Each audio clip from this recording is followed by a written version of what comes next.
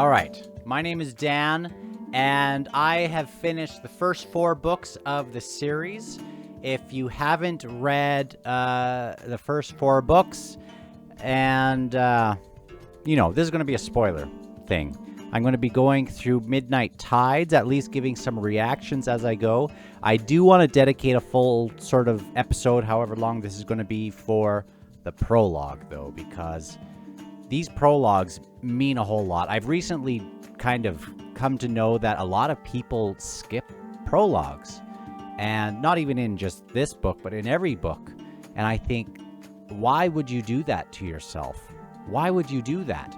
They are so important sometimes, not only just to kind of set the tone for what might come about, but sometimes these are really, really important things. And this one is no different. Now, in this prologue, I think there are some things that we can glean as we have been able to, especially in kind of the second prologue, the third prologue I'm meaning, and the fourth one.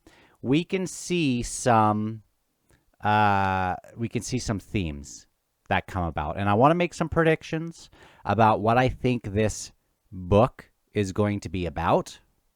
Sort of, at least some of the themes. I think it piggybacks off of this last one, House of Chains. I think it's going to be really more tied to it than I thought. Now, if you were at my live stream yesterday, I finished talking about House of Chains, and then I cracked open Midnight Tides for the first time. I didn't know where it was going to go. I thought it would be, Genebacus, 7 cities, and now we're going to get this joined sort of thing. I don't know if that's going to happen in this book. It doesn't sound like it is. But what it sounds like is about to happen is, in the epilogue of, I think it was the epilogue. I don't think it was the last chapter. In the epilogue, we had Trull. They're at this first throne. Manala's there with all these shadow kids. We have some of these. We have Onrak. We have these other Talani Mass, and they've just learned that the goddess have died and stuff, and they all kind of love Trull. And he says, if you want to really cry, I'm gonna, let me tell you a story. And I'm assuming that this has to do with what he's about to tell them. And, at the end of House of Chains, I thought, are we going to get to this thing where they're going to have to defend this first throne? And I'm still waiting for that. I'm still waiting to see who's going to end up sitting on that first throne, which mortal it's going to be.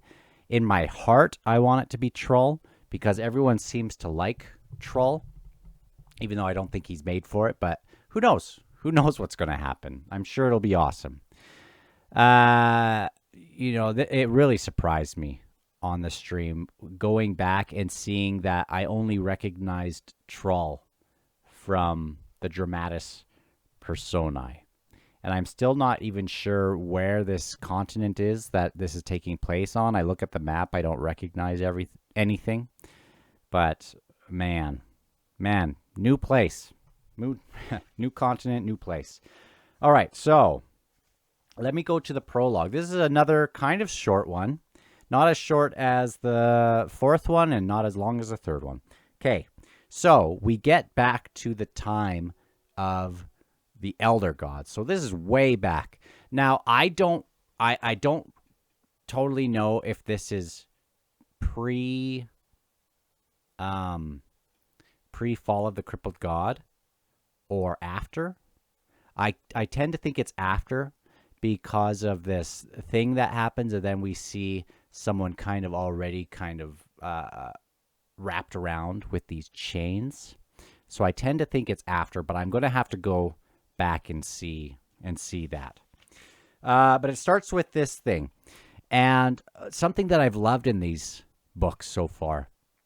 We often see the preparation for the resolution of this conflict, whichever conflict they're in. They have these temporary alliances, but you very rarely see them prepare for what's going to happen after they've taken care of this threat, this power vacuum that's going to happen. How are they going to divide things? How are they going to do this in a way that doesn't just start in this new conflict immediately happening?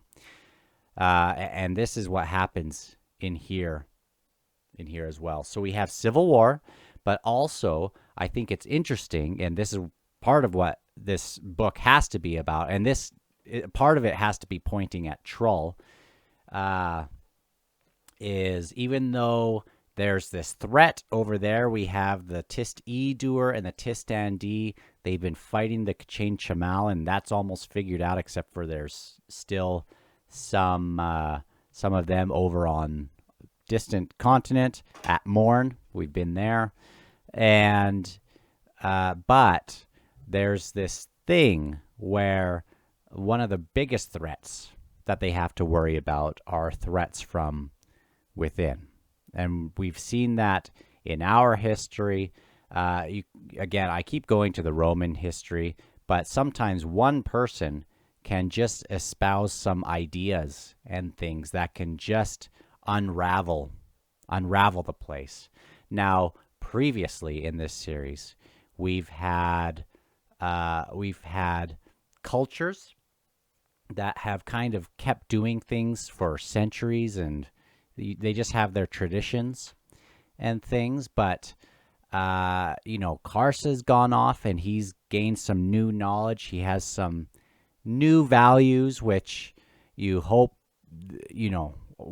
he's going to be the ultimate force for good, but like brutal force with an iron fist. But we hope that he's going to come back and not just continue on his grandfather's sort of legacy one day and more, like really be what the grandfather claimed that he was being.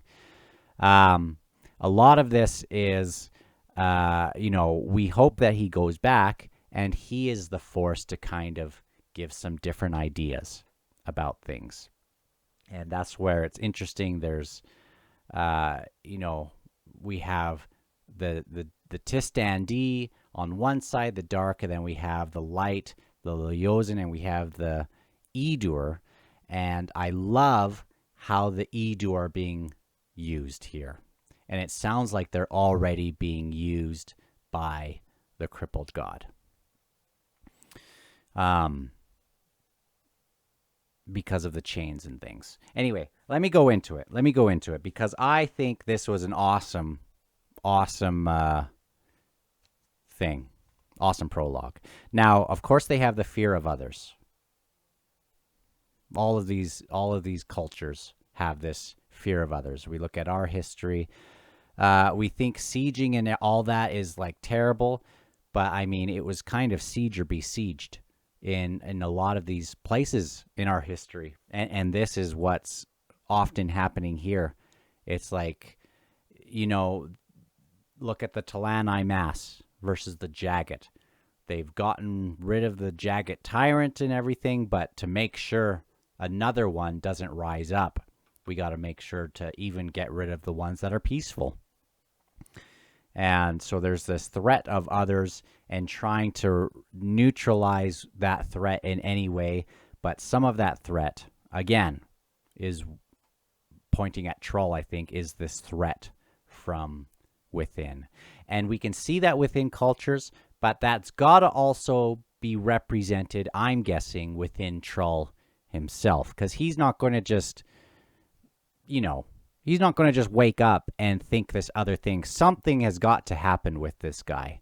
This has got to be some kind of inner conflict within himself first, I think.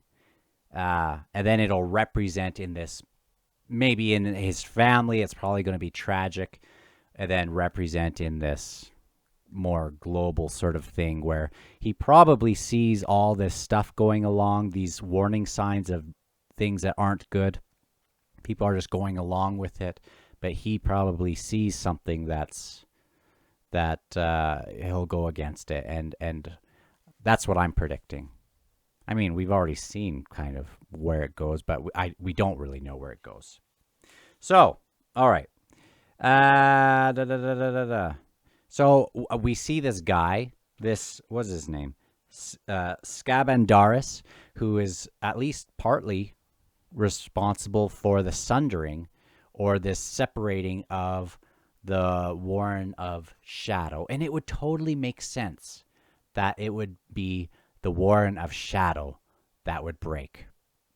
Have light, pure light, dark, pure dark, but there's all these varied things in the middle. You know, there's a whole spectrum in between, and it's like all of these just broken apart. In my mind, that makes sense that way. Whew. Okay, so let me go in. So they're fighting this K'chain Shamal. We have these floating fortresses that, you know, kind of like the Moonspawn, I think. They're falling to the earth, even though this isn't happening on Earth. We have these two dragons. One is the Skabandari, the Edur, who I think is already working for the Crippled God, or at least being influenced by the Crippled God in some way. You know, there's also these third-party ways they can be influenced. Now, he is waiting for this Tistandi commander, who's this third child of Mother Dark, and he is an albino child, which very interesting how that would work. And I'm wondering how closely the Edur maybe would be linked to him and stuff like that. But again, I'm just overthinking things probably. They're about to win this conflict, and then as this Tistandi, this albino Tistandi ruin is looking, he gets stabbed in the back. He gets kind of wrapped up because the Tistidur isn't as strong as him, and they're going to kind of find a place for him to be chained up, and I believe that means he's chained in the Azath or Azath house right now. But I don't know. I assume that's what that meant. Let's see. And I love this thing where if you can't kill someone, if they can't kill someone, they would find a way to trap them and just leave a rock on them and just leave them forever. All right, sorry, I was interrupted with something. So here is the first instance of this theme that I think is introduced on page 22. Talking about the K'chain Shamal. Now only Morn remains on the distant continent, where the short tails even now break their chains in bloody rebellion. We knew about these guys from the third book. A divided enemy is an enemy quick to fall. And Trull has got to represent that in some way. But probably not just him. This is also, we're seeing this happen right here with what's going to happen with you know, the Tistidur and the Tistandi at the end of this conflict. But I'm excited to see how that's going to play out. There's also this next thing. I fear what I do not know, Skabandari, Blood Eye. I fear what I do not know. So that's another thing that I'm excited to see. He gets the dagger in him. We talk about these three mother children who this Edur is like, there's going to be no one else to stand in my way. Andarist, he has the cool sword, Vengeance, Grief. He's gone. Andarist, who long ago surrendered his power in answer to a grief that could never heal, all unknowing that the hand that delivered the grief, that grief was mine. Number 2 is Animandaris Irake, so Animander Rake, who broke with his mother and his kind, who then vanished before I could deal with him, vanished, probably never to be seen again. And now Silchus Ruin, who is in a very short time will know the eternal prison of the Azath. All right, so he's gotten rid of these Tistandi commanders in their wake, kind of in his way. And we jump to Gothos. Ikariam's dad, pre being stuck in the Azath house. And I'm so looking forward to finding out more about this guy. All right, so I have some things I'm interested about with this guy and in this scene. So he is approached by Male, the god, the elder god of the elder lord of the seas, and I love how this is linked together because it looked like he was just going to do this ice to kind of cleanse everything, whereas Male, he might just flood everything. But I like that there's these ice fields, and I think first comes flood, then comes ice. It probably in some cases. I think of the nascent, we have this flooded realm, but it hasn't been iced as, I don't think it's ever been ice in the nascent. Who knows? But I think it's interesting that there's ice, there's this water, and then there's ice in some cases. He doesn't want it to destroy all, but to preserve it. And if he does it, then Male might owe him one. In the seas, he says this, Male says this, in the sea's jacket, time is unveiled. In the depths ride currents of vast antiquity. Seal this devastation in your ice, Gothos.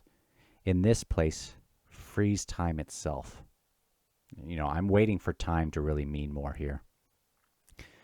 And that's why I'm so interested in Ikariam. Okay, we also have this part here where he says, swat down this tist elaint. And I don't know what that is. I don't know if that's a title or if that's like, some way of saying this children, or if this is this other tist group that I didn't know about. But I need to write that down because I need to. I don't remember if I've ever heard this before. It might have been in one of those epigraphs in the third book. Anyway, very interested in that. They sense a distant awakening, which is Animander Rake, and also it looks like Osirk, who's the father of Leoric, I think. Just this other way of spelling it, moves to stand in his path. I'm very excited about that. Now, the very last thing we get in the prologue, which I was excited about, at least at first, it goes to the 1159th year of Burns' sleep. So this is right to where we are right now. I can't remember if this is... Dang it. I can't remember if this is right at the end of I have to check the years a little bit to make sure I know exactly when, because I can't remember. I think this is Memory of Ice timeline, but I can't remember. There's this guy who seems to have survived one of these Mekros floating cities. And he is a huge man, and as soon as we hear that, I thought, is this that bone connecting guy from the first subbook of House of Chains? I'm still waiting for him to show up, but it didn't seem like he fit the bill for why he would be there, so I don't think this is that. Sounds like this is a brand new guy, and he is in this realm where the crippled god is. There are these reptilian kind of birds flying around, and they gesture him to come to this lone tent with a shrouded figure, a brazier, crystal bottle with spring water, and he welcomes him in. This guy his name is Withal, the sword maker.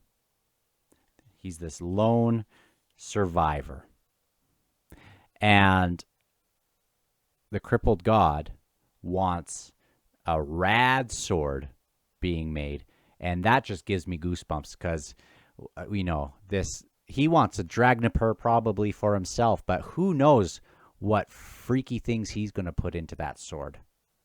But he's going to make that happen, and I am all for it. So I hope we get to see that.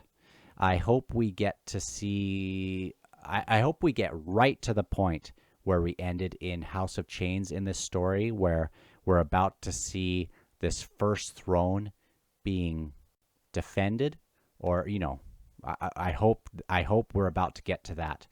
And I don't know where else this is going to go, but even just here in the prologue, I'm so excited about where we are. And I all of what I just said might go out the window with chapter 1, but thank you for being here, and let me know what you think. Let me know what you think about this book. If do you like this entry? Do you like where this goes, or whatever? I don't know. Doesn't matter. Don't say anything if you don't want to. But if you would like to come along on this ride, just subscribe and leave a like if you would.